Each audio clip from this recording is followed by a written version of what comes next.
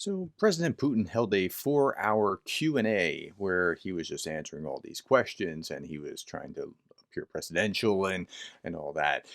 And so I'm going to show you a couple things. So I'm going to show you a clip from DW where it's talking about what Putin's TV show tells us about Russia's future and international relations. But before I do that, let's actually look at some of the clips. Now we're on RT's video site. Now this is through Rumble, so you can't get this through YouTube. So there's a lot of these little clips out on RT, and I'm going to show you a handful of these. Let's look at the first one. Putin on ruined relations. Like we didn't ruin relations with the West; they did this. Listen. Speaking of normalizing the relations, it's not only up to us. We did not ruin the relations. They did that. They've always been. He's constantly maintained it's the West. They made us do this thing. Like we're not the vampires. We're the victims of this. I mean, you have to understand. We didn't want this fight. Trying to push us back to the backstage and the background, disregarding our interests. The conflict that took place in Ukraine, how did it begin? Let us remember. Let us take 3 or 4 minutes. It all began with a coup d'etat in Ukraine in 2014. And again, where's the evidence of the coup d'etat? Now, with this coup d'etat, let's say, with what was going on, he was okay with the Ukrainian government shooting their own people, or Russians, alternatively, could have been doing that just to support the president at the time. But he complains about a coup. He never talks about how he sent his own soldiers into the Donbass or into Crimea in order to foment rebellion. He never talks about a fake election in Crimea, but he complains about a coup. You can prove all the other things that I talked about, but you can't prove the coup, and he never provides any evidence. And people that do try to provide an evidence say, Victoria Nuland, as if that those two words magically create evidence that there was a coup. There's not evidence. Show me the evidence. If you are the kind of person that believes that that's the case, please put the evidence below in the comments. I've asked and asked and asked for years, and nobody's been able to provide me evidence. Before that, we've been trying our best for decades. We've been trying to build normal relations with Ukraine, even following essentially a coup d'etat when Viktor Yanukovych wasn't allowed to come to power when he won the elections. They declared the third tour of the elections, the third round, even though this went against the constitution. This was... Okay, so again, this is all revisionist history, and like what Putin is saying is that we tried and they just wouldn't do it. Maybe Ukraine doesn't want to be part of your orbit anymore, and they were trying to become part of the European Union, just like all the Western or all the now NATO powers that were once Warsaw Pact all left you. There's a reason that they left you. Okay, let's go on to the second one. Putin on peace with Ukraine. Peace will come when we achieve our goals. And as to the goals, they have not changed. I can remind you what we spoke about. 2 goals. Now, we were talking about denazification and demilitarization of Ukraine, about a neutral status for Ukraine.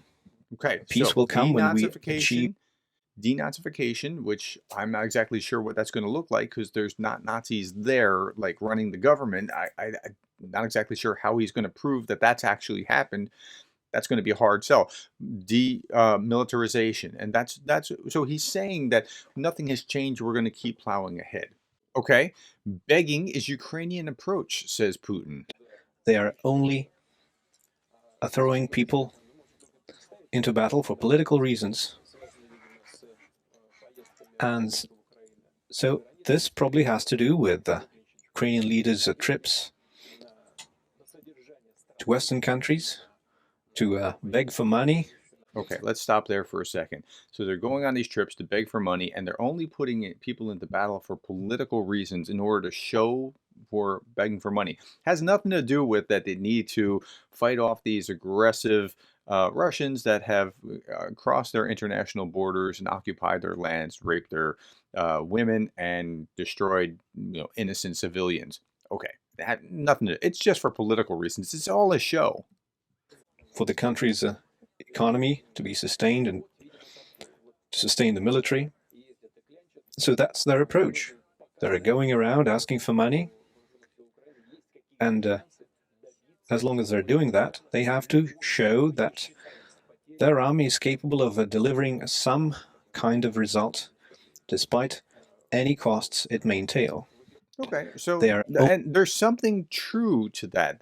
It's easier to ask for money when you are showing some victory, but they have had some victories. How many ships are still floating in the Black Sea that came into the Black Sea initially before the invasion? There's a few of them that are no longer, or they've been repurposed as submarines. Okay, so there's a lot of these in here, right? And I'm going to show you just 3 or 4 more, and then we're going to watch some analysis by a German TV station. So just bear with me. Speaking of the United States, we're ready to talk to them too. We believe that the United States is an important and necessary country for the world. However, their absolutely imperial policy is hurting themselves. It's not So he's talking about how US is imperialist and their imperialist policy. Wait a minute. What you're doing, trying to capture part of your neighbor, is the definition of imperialism. And you're talking about the US as an imperialist policy? not even hurting us, it's hurting them first and foremost, because in the public eye they have to act as an empire. And when they're trying to compromise on something, their voters see this as a failure. That's why the elites are forced to act in this way. As soon as something changes domestically, this would establish the fundamental conditions that would allow them to respect others, to respect other countries, to seek compromise rather than use the force and sanctions.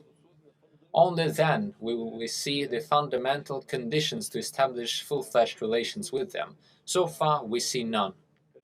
It's absolutely fascinating when I watch Russian media that you're seeing almost like an inverse projection. Whatever they're doing, they project out onto others. It's very, very strange to behold.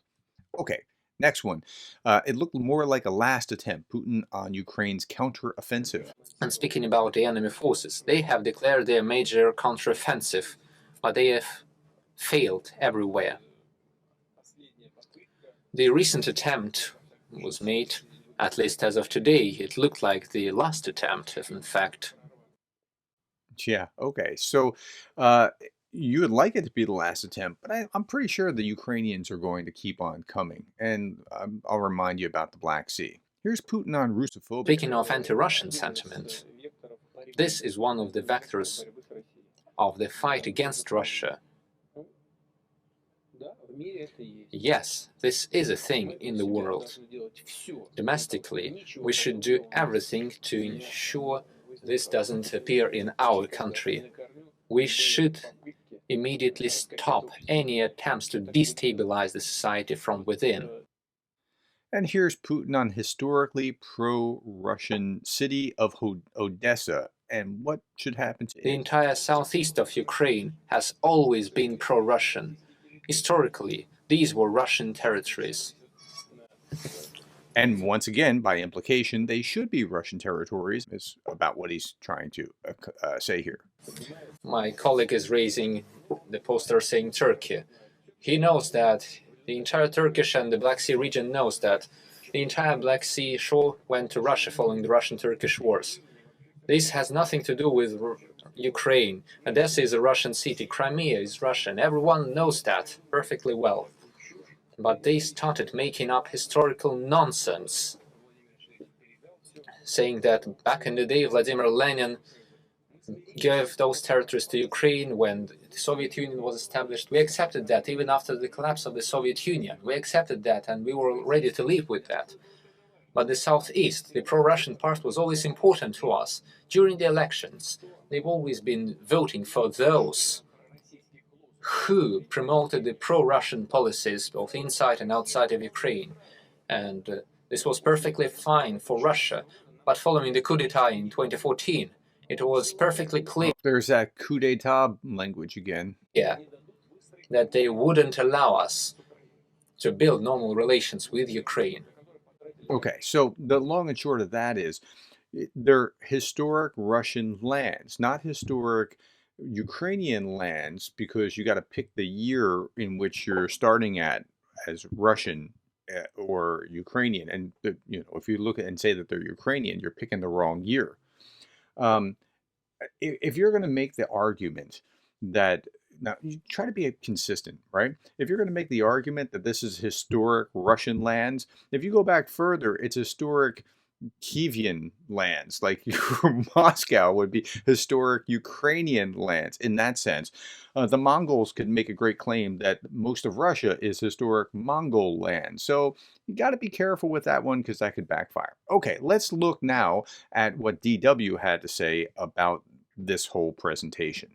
Peace when we achieve our goals, the ones you just mentioned. Now let's return to these goals. They have not changed. I'll remind you of what we talked about. The denazification of Ukraine, its demilitarization, its neutral status. Well, Vladimir Putin there saying there will be no peace in Ukraine until Russia is good and ready. The Russian president was taking questions from the public. So it's important to stop there and say, look, I don't think Putin has any inclination to stop. I also don't think the people are going to rise up and throw him out.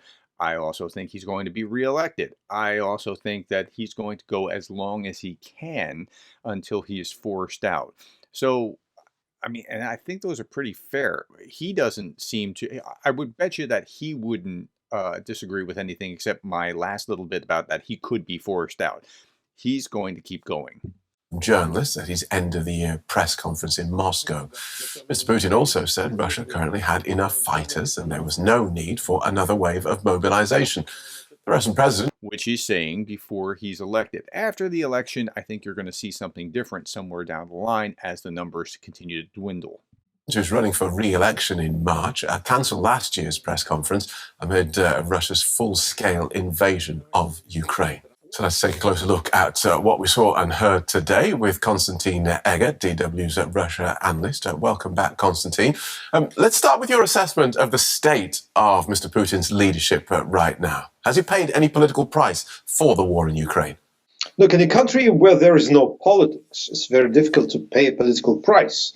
So far, it looks as Mr. Putin is in full control of the state bureaucracy, which in turn is in full control of the country. There is no visible opposition. There is no free media left in the country. Now, okay, so there is some opposition, but it's really pretty petty. There's like 5 different candidates who nobody's ever heard of.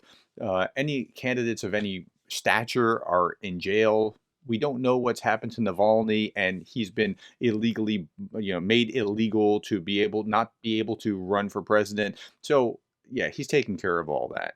And so Mr. Putin is free to spin tales on television in front of the audience, which is ordered, except the foreign correspondents, ordered to ask certain questions. And he's unopposed. He's in control of this kind of scripted semi-politics.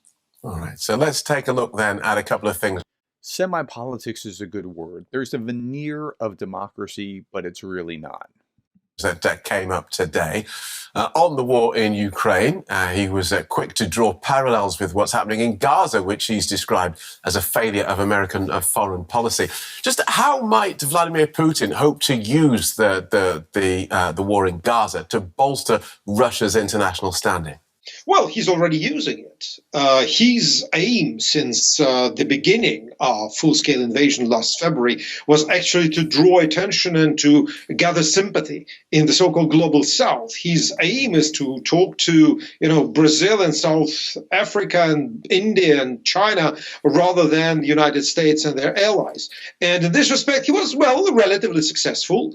And the war in Gaza, in which he, give or take, let's face it, looks like he sided with Hamas and the Palestinians rather than the Israelis. He gained some points in the eyes of the global South, where there is a very visible sort of anti-Israeli feeling.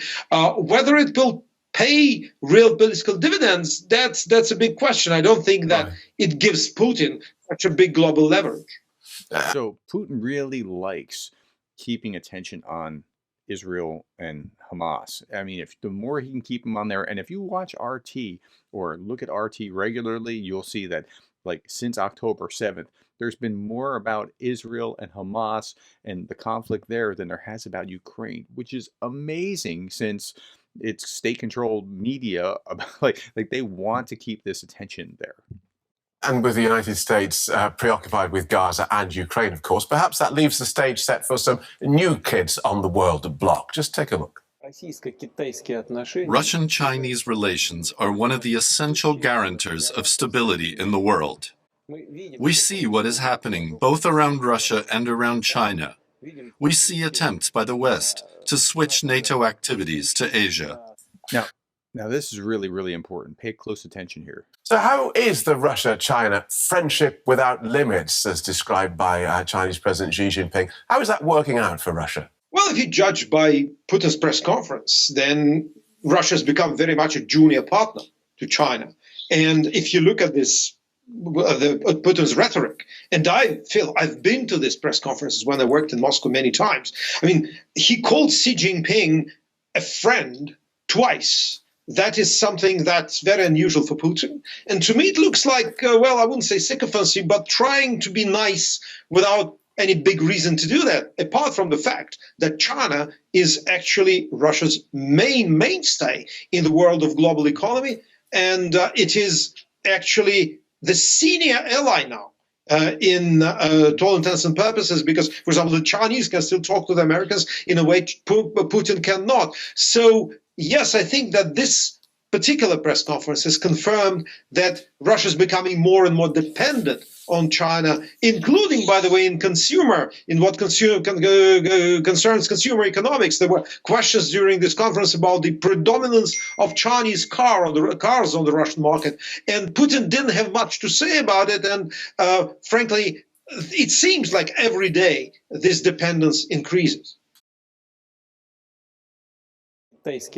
Russian-Chinese relations are one of the essential guarantors of stability in the world. We see what is happening both around Russia and around China. We see attempts by the West to switch NATO activities to Asia.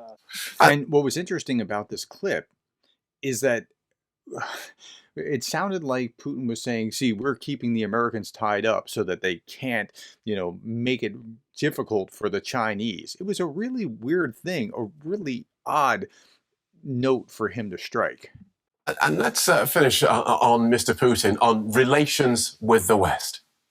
As for normalizing relations with the West, this does not only depend on us. We did not spoil our relations. They did. They were constantly trying to push us into the background and neglect our interests. Constantine, I want you to look into your crystal ball in just a moment, because I'm thinking that it's not even 20 years since NATO and Russia were a lot friendlier, even establishing the NATO-Russia Council back in the day to work on joint security issues.